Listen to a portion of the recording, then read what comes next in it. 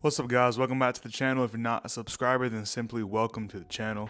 Today we have a bit of a pickup, a little bit of a review, sort of just both mixed together.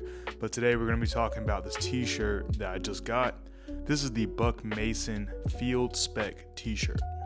Now I know it sounds like a little bit off to be talking about t-shirt pickups when it's like cold outside, so it's winter. I think that there are some t-shirts that are definitely essential for this time of year, especially ones like this. Now a lot of times people wear like the long johns and like the thermals and whatnot, which are great, and I definitely support that. I wear those as well. Sometimes the t-shirt is just the best like option for mobility, but of course it's not the warmest layer. I think Buck Mason definitely solved that issue for me because they've made one of the thickest t-shirts, if not the thickest t-shirt I've ever tried on.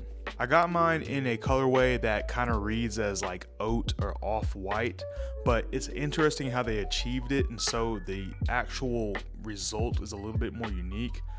It's a blend of an off-white or just a regular white with a heather gray together, and it kind of created this like amalgamation of those two, not colors but the tones associated with it. I don't know how to describe it. I feel like I'm rambling. It's gray and it's white and it's mixed together and it looks like oatmeal. I don't know, that's the best way to fucking describe it, but it's a pretty sick color. Yeah, I didn't want to go with the regular white because although I do already have t-shirts, I don't have one in this off-white color, and the white ones that I have are a little bit on the thinner side. Definitely not something that you could really wear like and stay warm in the winter time, I guess. But since this one is so thick, I'm just not gonna have that problem. This is a 310 GSM cotton, which is like a really thick, heavy cotton, but it does have a lot of stretch and give to it. Some more of the details include the neckline that we see in a lot of these vintage brands, and I think Buck Mason is sort of inspired by vintage and whatnot, Americana. So we see this like doubled up, double stitch, folded, nice thick hardy collar, and it's definitely one of the better designs for a t-shirt. I don't really know why we went to the flat thin collars because I feel like it just kind of bacons up. I really don't know the purpose of that. Maybe it's just cheaper and easier and faster, but I think this OG collar on a t-shirt is probably one of the better construction methods that we've ever used to make t-shirts. Now the sales associate at the store, who was very nice by the way, mentioned that this shirt was a double wash, which meant it wouldn't really shrink in the washing machine or dryer. I guess the dryer, because that's really where it does the shrinking. But essentially what that means is they kind of sanforized it, they pre-shrunk it, they removed all the shrinkage out of it, so it's as small as it's gonna be. However, I do want to note that that's never entirely the choice. You can always shrink something, you can overwash something, you can always do damage to something or destroy the original shape or color of something by over cleaning it, over washing it, because what happens is essentially the washing machine will just beat your stuff up. So I mean, there's nothing you can really do against like brute force, so just keep that in mind. Even though it is durable, strong, and double washed, just try not to over dry it when you do wash it if you do decide to pick this t-shirt up. All around, there's nothing I can really like take points off for this t-shirt.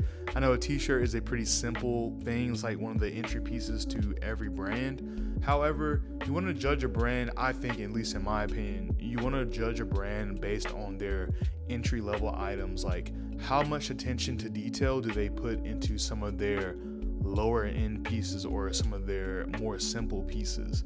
So I think if a brand can offer you a really great t-shirt, it's not always the case, but it's usually the case that they're going to offer a great jacket and so on and so forth. Everything else probably will fall in line with that. Overall, a really great t-shirt, and the price is not super bad either. It's coming in at around like $55. I did purchase mine in store. I can't remember what the tax was, but I know online you may have to pay like shipping and whatnot. If you do live near a Buck Mason store, which I think there's only one in Georgia, but there are a few in the United States, overall, most of them in California. But if you do live near one, I would definitely say go and try one on. I probably wear like more truly an XL, but I got a large because I want it to be a little bit more close fitting. It is something that's a little bit thicker, so maybe close fitting won't be comfortable for everyone. But for me, I think wearing it under a denim jacket or under a sweater, it just kind of makes me feel a little bit more warm, a little bit more secure, kind of like I'm being hugged. But also, I'm pretty sure I can just stretch it out as I wear it, so it'll be fine. I tend to wear this shirt with my Americana inspired or Japanese clothes.